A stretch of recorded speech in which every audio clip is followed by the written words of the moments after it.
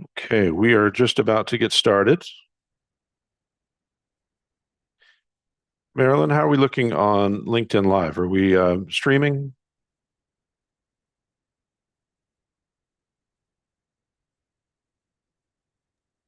Let me check that. Okay, we are just about to get started. Marilyn, how are we looking on LinkedIn Live? Are we streaming? Right now, no, it still says the event will start soon. Let me check that. Okay, we are just about to get started. Marilyn, we're getting an echo from, I think you're hearing us over YouTube.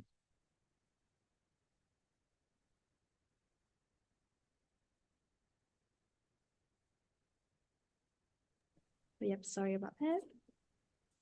It's still under pre-live on LinkedIn.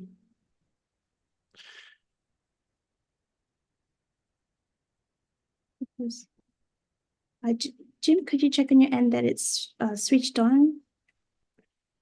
We are switched on. We need to press go live in LinkedIn Live.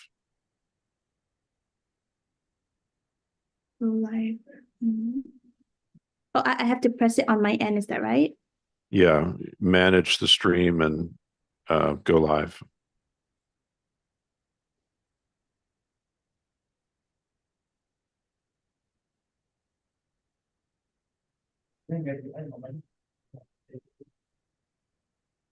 And I don't see that setting on my end. It might be on yours, Jim.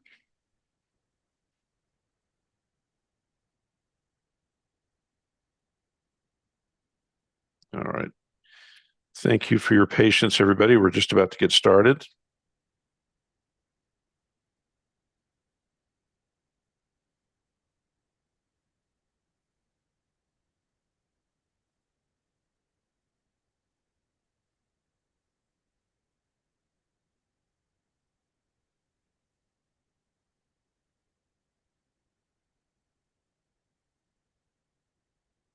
Okay.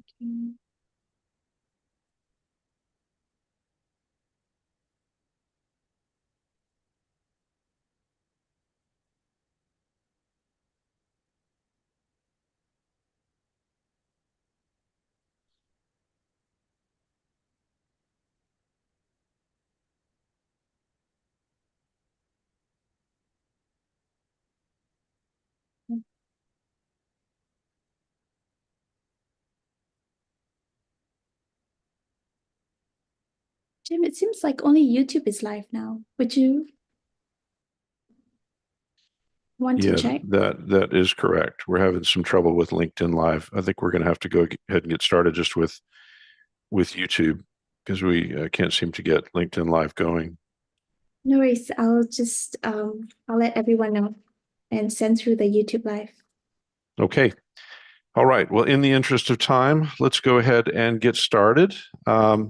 We are here to talk about revolutionizing your training with AI. We really appreciate you joining us today. And I'm just going to go ahead and hit our record button, get that started again. We had paused that while we were working through some technical difficulties related to our LinkedIn Live, but we are recording.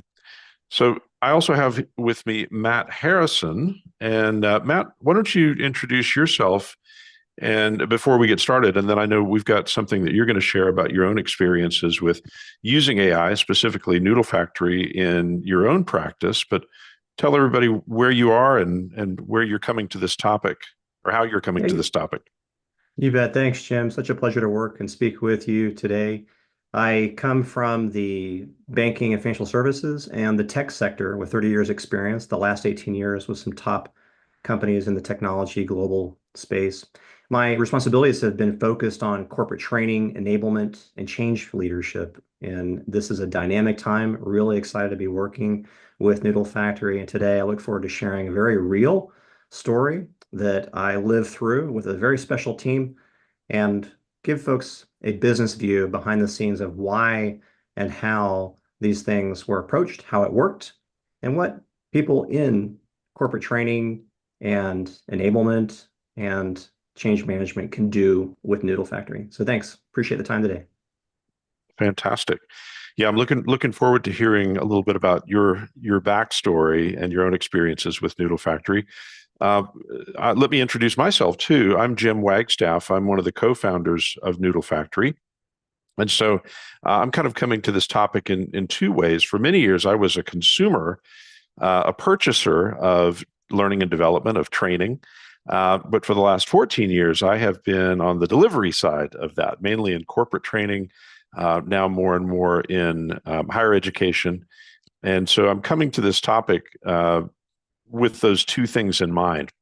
If you're new to Noodle Factory, there might be a question on your mind: why noodles? What is Noodle Factory, or what do noodles have to do with training, if anything at all? Well, it's really twofold. Noodle, in a lot of English-speaking cultures, is synonymous with brain or thinking. Let me noodle on that. But for us, it's also a design principle. If you probably back in your school days ever ate a lot of cup noodles or instant noodles, you'll know what I'm talking about here. They're very quick and easy to get ready to eat, even if you spice them up a little bit, add your own ingredients. And so the design principle here is we want to make sure that it's very quick and easy to get up and running with this platform in the pursuit of using AI in training. And that consists mainly of repurposing content that we're already using in workshops or in training or in onboarding or certification. So being able to repurpose that, literally just dragging and dropping that information in, that's the starting point so that you can be up and running in just a few minutes. So what Noodle Factory is, and this is not meant to be a sales pitch necessarily, although we will show you some examples. This is a platform that we started developing back in 2018. So definitely, well before all of the fluffiness, frothiness around generative AI. And this is meant to be a learning assistant for learners, but also for trainers, for facilitators, for subject matter experts and content owners. A very quick way to, in a private way, to repurpose that content and get it into the hands of learners in a different way. So we'll look at that in a moment and kind of give you a sense of that. If you are a trainer, a subject matter expert, a content owner, somebody from learning and development, some of these examples I think will resonate with you. So Matt, let me turn it over to you because you've got a little story I know that you'd like to tell about your own experience using AI in pursuit of learning and development. Tell us what that was all about. Thank you. So again, true story. I'm a former sales and technical enablement leader at global software companies, including VMware and Calibra and others. And I'm honored to share with you a behind the scenes look at a specific recent program I was directly involved in. So it can serve as a kind of AI case study for those of you attending today. So for me, artificial intelligence, large language models can be powerful tools, but like any technology used in training, enablement, change management, and business transformation, it must be carefully scoped, understood, and managed to deliver real value. So when a trusted training partner of ours proposed including an AI-powered teaching assistant in the delivery of a key part of our critical skills training program, I can honestly say at first, I was skeptical. Next slide, please.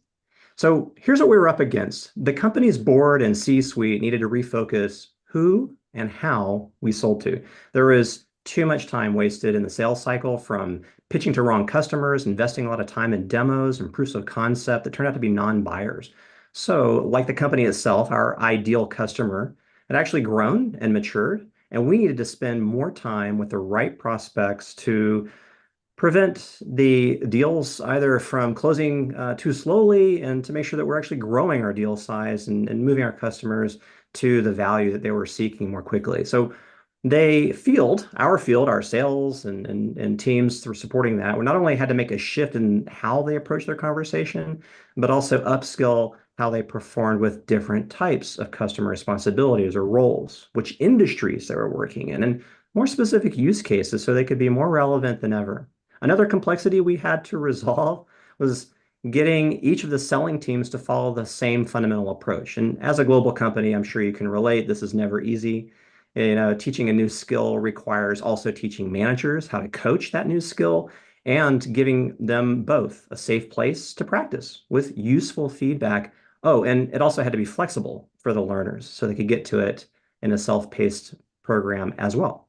Well, while we required each learner to attend a live session, it was important to ensure they could come back to the training materials at any time for a refresher so they could apply those skills. This meant our small but mighty enablement team, and I know there's several of you there in the listening audience today that can relate to this. We had to sew together a lot of new skills and update them with new messaging from a company and product perspective. And we needed to be able to tell whether or not the training was working as quickly as possible so we could make adjustments. And ultimately, we needed to make sure that we were driving behavior that could help the field hit its financial performance goals. At the end of the day, that was the goal of this sales training program. Oh, and did I mention selling is a team sport? So not only do we need to train account executives and their leaders, but we also needed to help those that were selling and performing differently in a variety of roles, including our network of sales engineers that they depended on, our business development representatives and function who needed to find the right customers and prospects to talk to, and customer success teams who ensured the value was realized after the sale. Now, they all needed to be trained in a similar way, but in a way that was still relevant to their role. This was a complicated challenge for us. One more thing, since the company messaging was still changing, we needed to ensure that only the most recent and accurate and relevant assets from our marketing partners and product marketing were providing the guidance around how do you position and who are we actually speaking to from a personas perspective, which customer roles, and how are those roles changing? What's top of mind for them?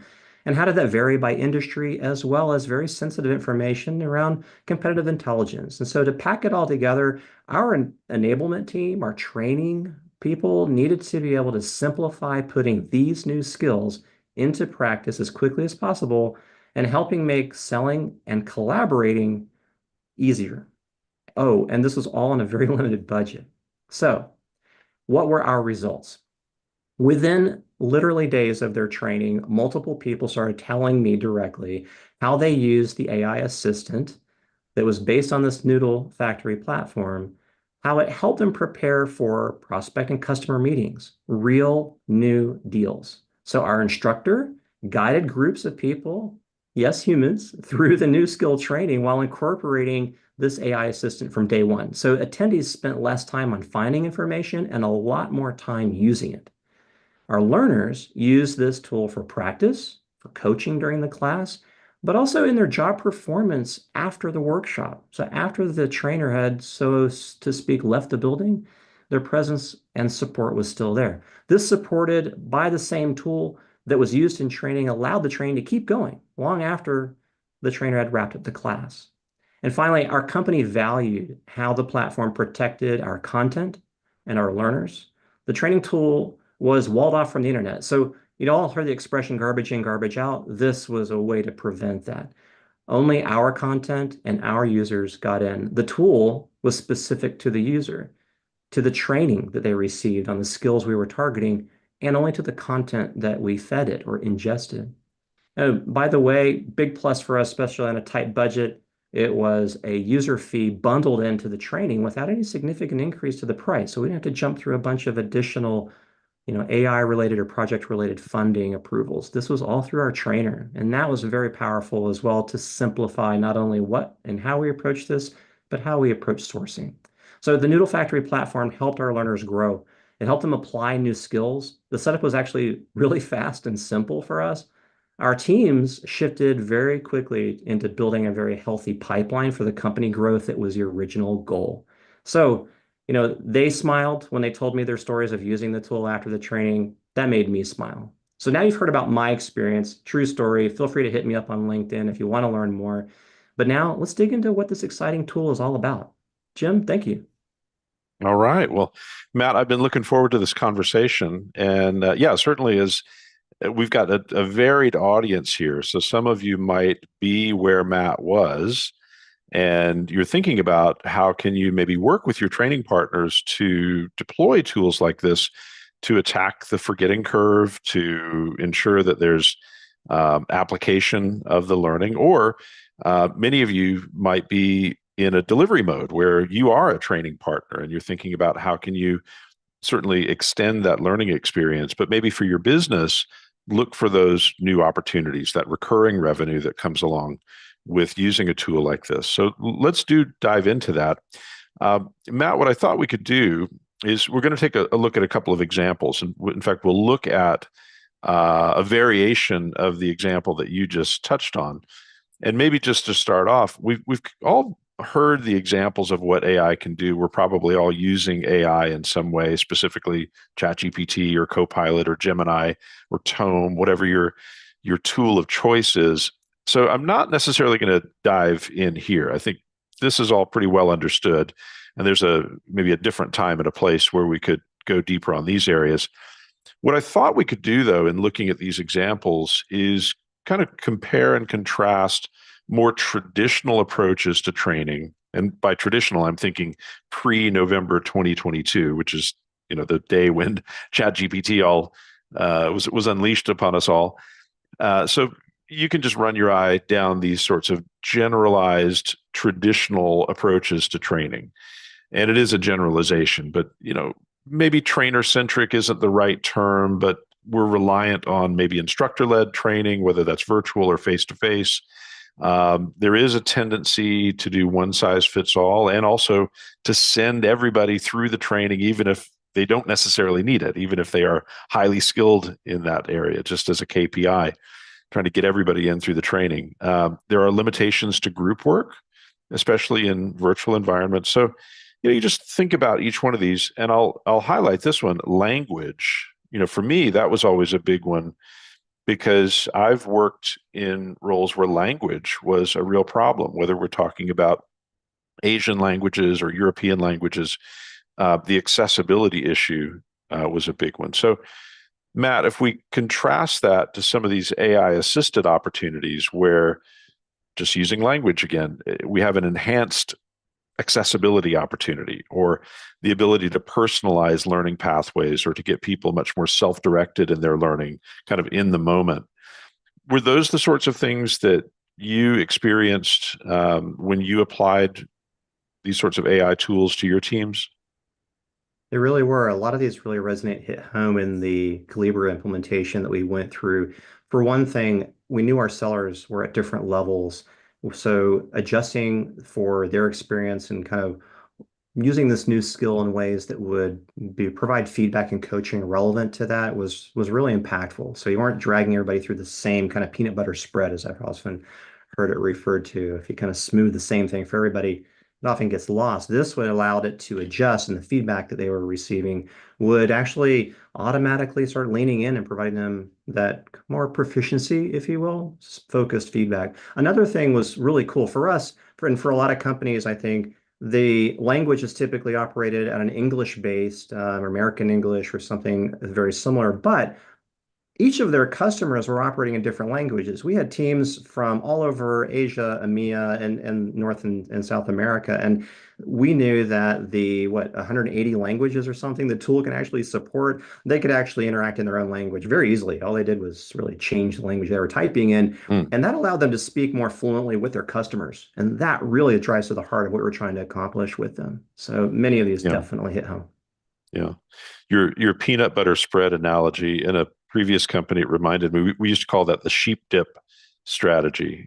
That's probably a dated reference, but where sheep go through and they get dipped. Each one of them has to go through the sheep dip, even if they don't necessarily need it. So as we take a look at this, for those of you that are in the training world, you will all know Benjamin Bloom probably from his taxonomy, but and love him or hate him, because some people do, he is very contentious. We're not often aware of his probably second most famous hypothesis, which was around the 2 sigma problem, as it's called. Basically, what Bloom did was he hypothesized and tested that if you could give learners access to high quality one-to-one engagement, call it tutoring, or we might think of it as coaching, those learners perform better. Now, that's a kind of a flash of the blindingly obvious because, if you spend one-on-one time with somebody and you invest in them in coaching, in tutoring, they're probably going to perform better. And yes, that's what happened, to the tune of 2 standard deviations. The people that got the tutoring, the one-on-one engagement, performed 2 standard deviations better than their peers. Very statistically significant. The problem comes in, that's just not logistically or economically feasible, because you just don't have enough people or time to do that kind of engagement, potentially, though, until now. So, Matt, similar to what you were talking about, we've got an opportunity using these tools to give people the one-on-one attention on their own terms, in their own language, and there are other sorts of personalization aspects and differentiation aspects that come in to this. We're going to take a look at 2 samples of this. We're going to look at the business value course or approach that you were involved in. And we're also going to take a look at mastering technical sales. These are 2 training companies, Navarro and Associates and Up to Speed, which now owns Mastering Technical Sales. They're actively using generative AI to extend the classroom experience and to better engage learners. So I'm just going to fire this off. This is basically the Mastering Technical Sales Business Value Discovery course. This is a curriculum and a course that is geared towards SEs. And as you can see here, we're in the Noodle Factory platform, just kind of give you an orientation of what's going on. An SE, in this case, a pre-sales person, can come in and they can effectively go through and relive the course that they were in.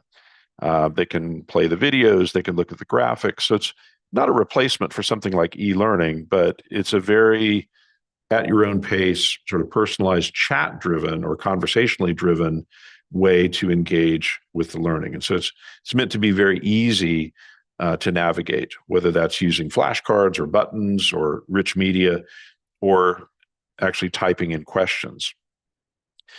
You can see here that the other example from Navarro and Associates, so this is Winnie, who is the avatar that Navarro and Associates use, one of the avatars.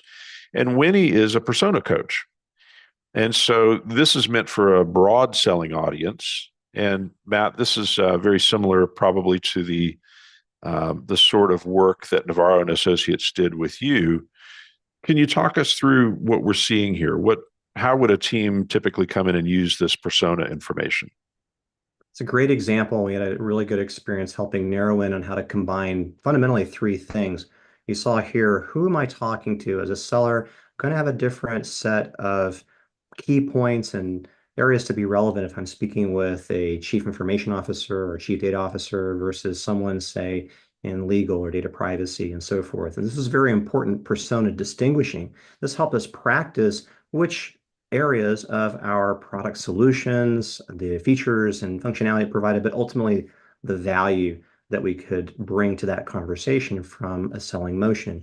It also allowed us to practice this. How would you interact? And so for our course, we really were focusing on skills that would help tell a more clear story, that would also help be more organized and specific around who we were speaking with, that persona piece, as well as bringing in information and specific key points around that industry to ensure that it was relevant. For example, if a customer were in healthcare in the US, they have HIPAA to be considered when they approach the different technology stacks. So one key example, and we saw this be used in many different ways, but it was definitely a great experience for our folks. And obviously, this is not replacing any training because, as you said, there's coursework going on, there's classroom-based workshops going on. So, did you see this more as an augmentation? So, on the procurement side, I guess if I can call it that, the sourcing side, where you were looking for training options, did you see this as a way to extend that workshop experience? It did in 2 ways. One, in the training, and then even more powerfully, we realized after the fact, following the training. And so, you have one terrific or a group of instructors that are bringing their knowledge, that one-on-one practice, to go back to that Six Sigma point that you made earlier, it allowed them to have that experience with the instructor, go through the examples, absorb that initial material, and then work with their assistant in real time and actually a shorter period of time during the training to practice that and come back as a group. This never replaces the human that is helping lead through this. Like many educational environments, it's a terrific assistant to help practice that and get them ready for the next step. That was translated after the training and actually coaching and preparing in real time because sales leader can only cover so many different conversations at the same time before that seller and team went in front of a customer. So I'm just taking a look to see if we've got any questions that are coming in. I know we probably do have some training providers that are thinking about this and asking the question, how could I use a tool like this? Why would I use a tool like this? And then if you're in learning and development, you're probably thinking the same thing. There's a similar value proposition to both sides of that conversation. Think of it as two sides of the same coin. So whether it's your IP, your content that you're delivering, you probably have spent a lot of time developing that. That's obviously very valuable. If you're commingling that with your client's data too, maybe around some of their solutions, some of their messaging, and the different information that might add additional value to a workshop and really customizing that. Obviously, there are privacy and IP protections and concerns that come up there too. So I think one thing to consider here with this tool or with any tool like it, you always want to make sure that the content is walled off from public sources. So one of the reasons that we've been fortunate in working with training providers, content providers, subject matter experts of all sorts, including in the financial services industry, certain experts who are very deep in subject matter, and they have uploaded their content and essentially presented to learners the opportunity to have unlimited office hours with the subject matter expert. Well, that content really needs to be protected. So as you look for tools like this, ask that question. Is it being used to train large language models? Is the data between clients or between instances, is that commingled or mixed? You don't want that, obviously. And that's one thing that from the very beginning, when we started building this platform back in 2018, we really focused on walling that off, containerizing that, encrypting that, having a very secure architecture, but balancing that with ease of use and speed and time to value. So consider that. Matt, I don't know if you have any thoughts on that. Let me just throw that at you while I'm seeing if we have any questions coming in. One of the things that we ran into is such a key point that it being walled off not only protects the intellectual property, but it protects the user and it protects the company or the organization that's using it for a few reasons. One of the things I know that Noodle Factory has a great track record around is working with some very large global companies that are highly competitive. And when we think about our skills training, that often includes very sensitive company information. Because this is walled off, it is secured, we knew that it wasn't going to go leaking out in some way that would disadvantage the company or become an issue from a larger marketplace perspective. So that was very important. The other thing it also did mechanically from a sourcing perspective is to know that because this is a protected environment, it is an area that is, as you say, walled off. I don't have to be concerned about the legal and compliance approvals required as a purchaser of that training or of the platform itself. It ticks the boxes required for working with your data privacy officers, your legal and compliance and contracting teams. Very big pluses for us because that obviously helped us get moving more quickly, but in a more trusted way.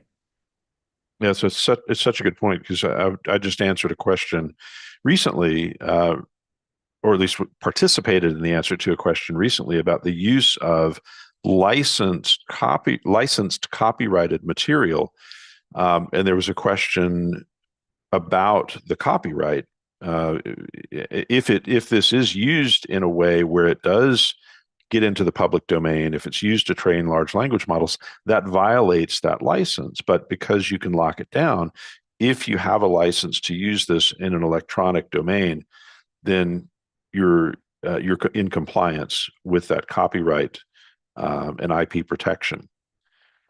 So let's take a look at a couple of examples. And you and I both come primarily from a sales enablement background. But when you start to look at the different use cases for a tool like this, I mean, to me, one of the most interesting ones is something like compliance training, which we do a lot of.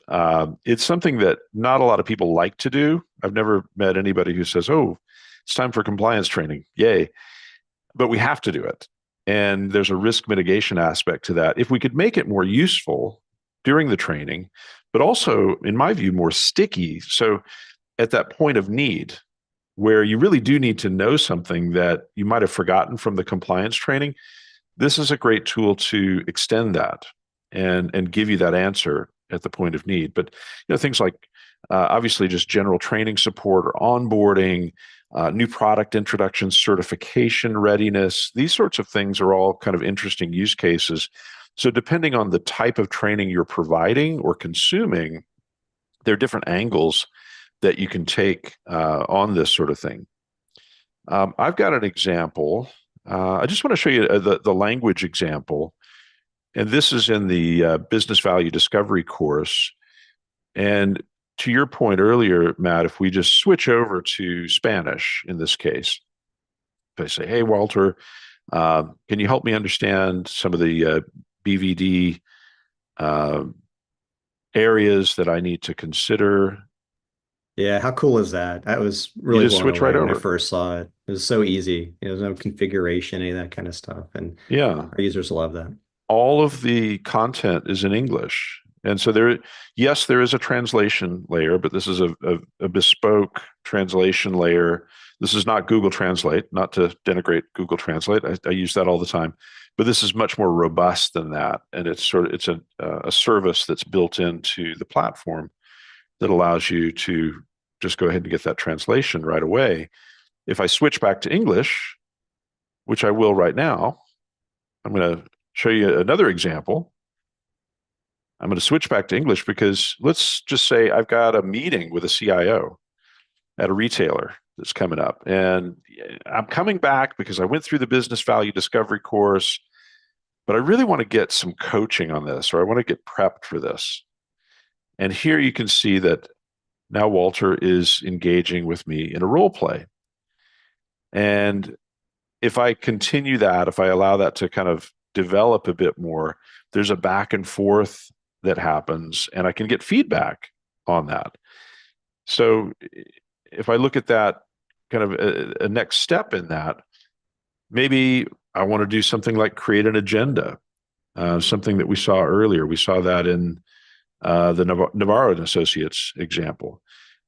Create messaging, create an email. So a lot of the things that you might do, say, with Gemini or ChatGPT, something that's out in the public domain, or even OpenAI Enterprise. But in this case, it's really centered on the curriculum that I've gone through. And that's one thing, Matt, when I work with clients, both in companies and also in education, one of the things that starts to get people thinking a little more creatively about how you can use tools like this is the ability to create personas, not just avatars, not just the branding, but actually the persona behind this. So a coach with very specific subject matter expertise and access to information, very specific approaches to feedback and guidance, just lots of different things that we can do that don't replace managers, but give managers another tool in their toolkit to engage learners, to engage team members in a very different way. I guess what's been your experience with that kind of the persona approach, or that personalized engagement around maybe a set of learning that needs to be applied in a particular way?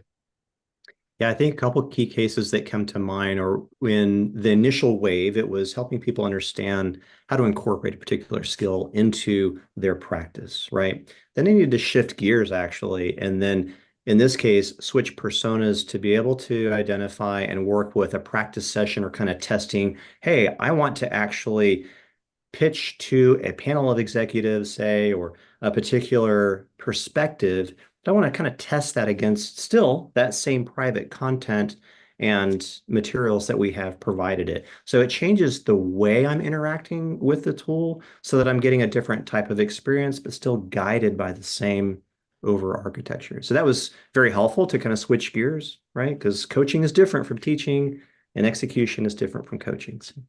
Right.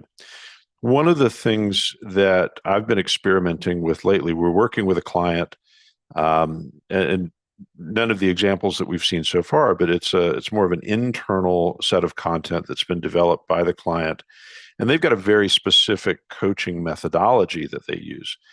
So it's something they've spent a lot of time and effort and money on, and what they've done is they've ingested all of the information about that coaching methodology and the sorts of things that they want managers to be coaching on, including deals, pipeline, forecasting, right? All the things in a sales environment that are right at the pointy end of the spear.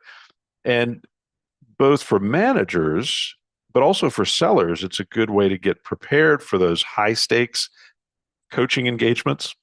So for a manager, they can go in and say, hey, I've got somebody who I'm struggling with them in this area, pipeline discipline. Let's just use that as the example.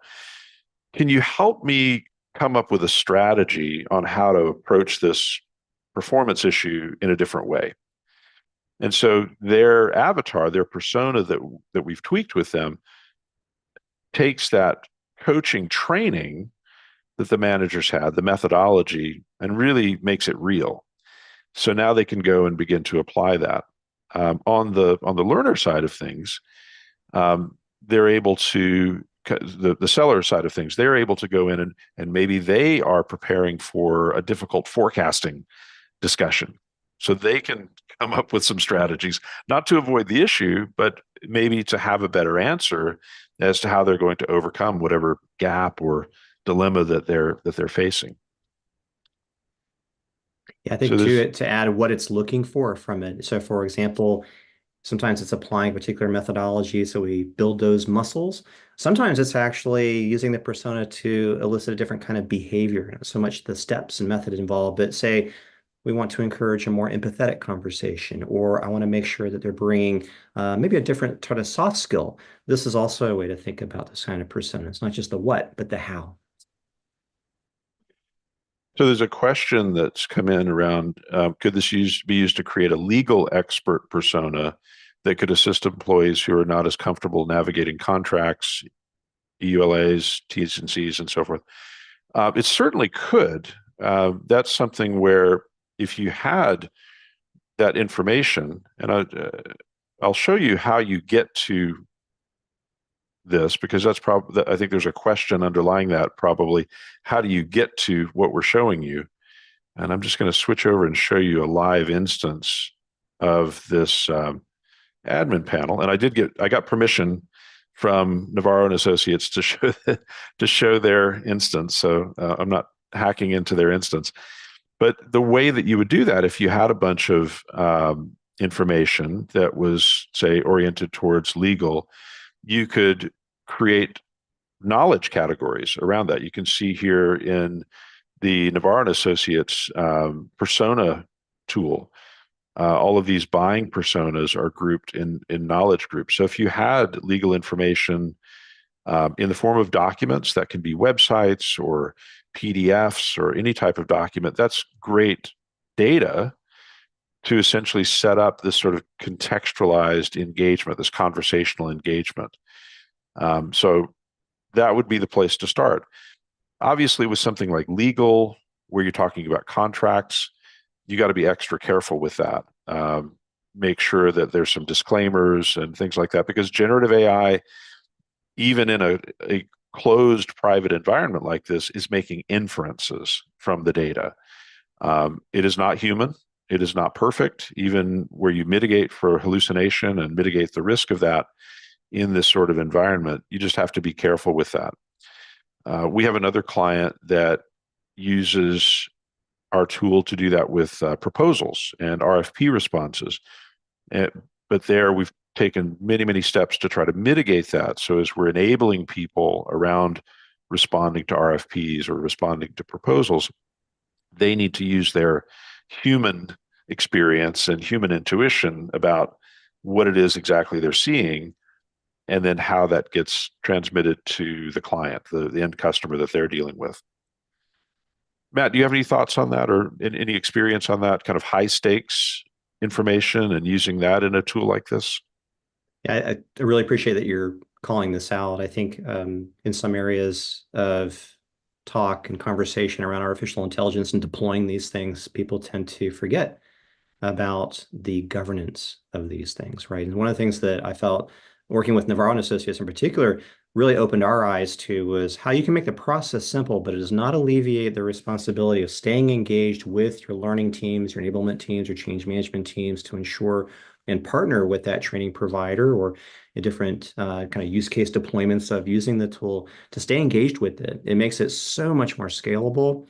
But remember, this is all about the humans involved. And so keeping an eye and testing that, approach to making sure that the answers are getting still make sense can continue to be refined and actually open up new doors and realize that the tool can actually provide feedback to the folks that are actually driving the administration of it and say, oh, we didn't think about that. Let's teach the models properly how to help our people do it. So thank you for covering governance.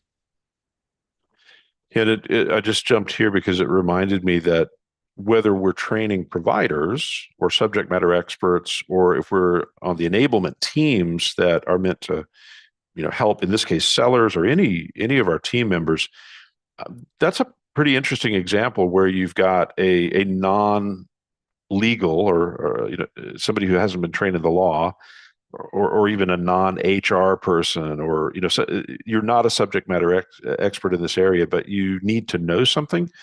That can actually be kind of an interesting way to at least give access to that type of knowledge, democratize the access to the knowledge. But a couple of other things to think about. The automation capabilities, I mean, that's kind of a no-brainer. That's a general theme around AI. But, doing things, and we've seen this around assessments of territories for partners or accounts, automation of proposals. There's a learning element to that, but then there's just a productivity element to that as well. Things like assessments. So this is kind of a dirty word because it may be something that many sellers especially don't want to do. But if we've got people who are moving towards a certification or an accreditation, these sorts of low stakes formative assessments, getting more of those, think of those like practice exams in the hands of learners, can often be a good thing. And doing role plays and getting feedback and maybe even an assessment on how you did in that role play is an example of the sorts of things that it isn't scalable with humans, but it can become highly scalable with the use of generative AI. Yeah, one of the things around assessment is knowledge check, right? From an Yes. enablement team perspective or someone driving transformation, this enabled us to understand kind of where they were from an adoption curve perspective. Are they early on? Are they still kind of getting their feet wet? Are they now practicing? Where are they? But also, Jim, I think that I've heard you mention before, there's some really cool integration with, the LMS systems that folks use to kind of get them ready or work them through some of the more formal training that might reside there. Is that true as well? Yeah, that's right. So we didn't really go into that today, but we do integrate into most LMS systems. And, I think that's a kind of, I don't know how common that is. That's something that right from the beginning we felt would be important because that's quite frankly where a lot of content resides. That's where people go for their training, especially for e-learning. If you are doing knowledge checks or assessments that are getting tracked, that's probably where it's getting tracked. So that integration allows that information to go back into the LMS. And so people can get credit for that extra training or reinforcement or assessment that they've done. Cool. Thanks. Hey, just looking at the clock, we are coming up against time, and I'm just checking. Maybe Yvonne and Marilyn can help us with this too if there are any other questions that have come in. Thank you for the couple of questions that we have had. And while we're waiting on any questions, I did want to put this up in case anyone does need to drop immediately. If you're interested in trying some of this out in a low risk way, we've got some resources that you can grab, including actually trying out the Noodle Factory platform if you'd like to do that. I will just go ahead and pop this link into our YouTube live stream. And I think Marilyn has also put that in, so that is in there for you. Or you can scan that QR code. And this is something we'll try to make more of an ongoing conversation. Today's been fairly general, fairly high level, but as we dive into more specifics, if you'd like to be informed about when those conversations are going to happen, please do let us know, and we'll sign you up to our LinkedIn list and our other mailing lists so that you can see what's coming up on the schedule. Last thing that I'll do is I'll just share our email addresses again if you're interested in asking other questions or keeping the conversation going. Excuse me. There's our email addresses. But Matt, thank you so much for today and spending the time sharing your own experiences. Thanks, Jim. It's my pleasure. And thank you to everyone. Have a great rest of your day. Bye-bye.